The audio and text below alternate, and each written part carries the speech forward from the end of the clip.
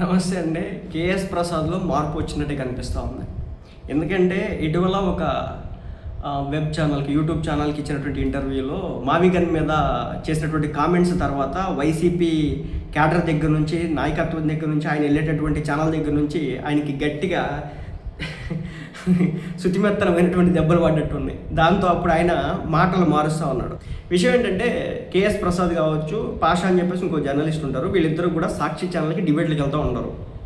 వీళ్ళు అక్కడ జగన్ గారి గురించి, జగన్ గారు చేసేటువంటి గొప్ప పనుల గురించి, జగన్ గారి ఔన్నత్యం గురించి, ఆయన సేవా కార్యక్రమాల గురించి, అసలు ఇది వాట్ నాట్ ఇది కాదు, ప్రతి దాంట్లో కూడా జగన్ అనే విధంగా చాలా గొప్పగా విశదీకరిస్తూ వాళ్ళ మనసు మొత్తాన్ని కూడా పరిచిపెట్టి మరీ జగన్మోహన్ రెడ్డి గారిని చాలా చక్కగా ఆవిష్కరించే ప్రయత్నం చేస్తారు ఈ మహానుభావం. అయితే ఇటీవల ఒక దెబ్బ తగిలింది మావిగన్. ఈ మావిగన్ జనమంతా కూడా నవ్వుకున్నారు. జనం యొక్క పల్స్ని పట్టుకొని వీళ్ళు కూడా ఇది కరెక్ట్ కాదేమని చెప్పినారు. ఆ తర్వాత వైసీపీ పార్టీ కాడర్ నుంచి, నాయకత్వం దగ్గర నుంచి వీళ్ళకి గట్టి ఎదురు దెబ్బ తగిలింది.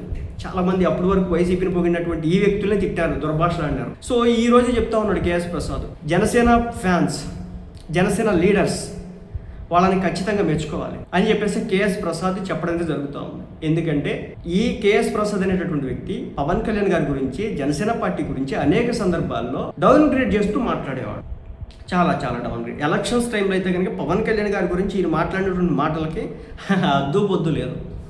బట్ ఫిల్తీ లాంగ్వేజ్ వాడటం, ఫిల్తీ లాంగ్వేజ్ వాడకపోవడం కారణంగా ఏంటంటే, ఎప్పుడైనా సరే జనసేన పార్టీ కార్యకర్తలు ఎప్పుడు టార్గెట్ చేస్తారంటే ఫిల్తీ లాంగ్వేజ్ వాడితేనే, అబ్యూజివ్ లాంగ్వేజ్, అబ్యూజివ్ వర్డ్స్ వాడితే మాత్రం వాళ్ళు అప్పుడు టార్గెట్ చేయడం స్టార్ట్ చేస్తారు. ఒక పోసాని కృష్ణమురళిని వాళ్ళని పట్టించుకోరు, రామ్ గోపాల్ వర్మని వాళ్ళు పట్టించుకోరు, శ్రీరెడ్డిని వాళ్ళు పట్టించుకోరు. ఎప్పుడైతే ఎక్స్ట్రీమ్ లెవెల్కి వెళ్ళి ఒక భాష ఉపయోగిస్తారో అప్పుడు మాత్రమే పట్టించుకుంటారు. కేఎస్ ప్రసాద్ అనే వ్యక్తి అబ్యూజివ్ లాంగ్వేజ్ యూజ్ చేయడం, హార్డ్ వర్డ్స్ యూజ్ చేయడం. దానివల్ల ఏంటంటే ఇప్పటివరకు ఆయన్ని పర్సనల్గా ఎక్కడ కూడా టార్గెట్ చేయలేదు. అదే విషయం ఆయన చెప్తా ఉన్నాడు. పవన్ కళ్యాణ్ గారి అభిమానులు ఇప్పటి వరకు నన్ను టార్గెట్ చేయలేదు, అంటే తిట్టలేదు, పర్సనల్గా ఫోన్ చేసి నా ఫోన్ నెంబర్ తెలిసినా సరే.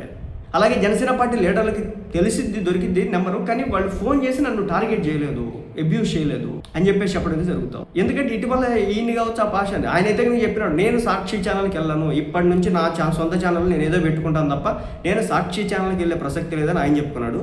ఇదే కేఎస్ ప్రసాద్ మరోసారి ఇంటర్వ్యూకి వెళ్తే అక్కడికి, నేను కూడా సాక్షి ఛానల్కి వెళ్ళను, వెళ్ళే ప్రసక్తే లేదని చెప్పేసి కేఎస్ ప్రసాద్ కూడా చెప్పినాడు.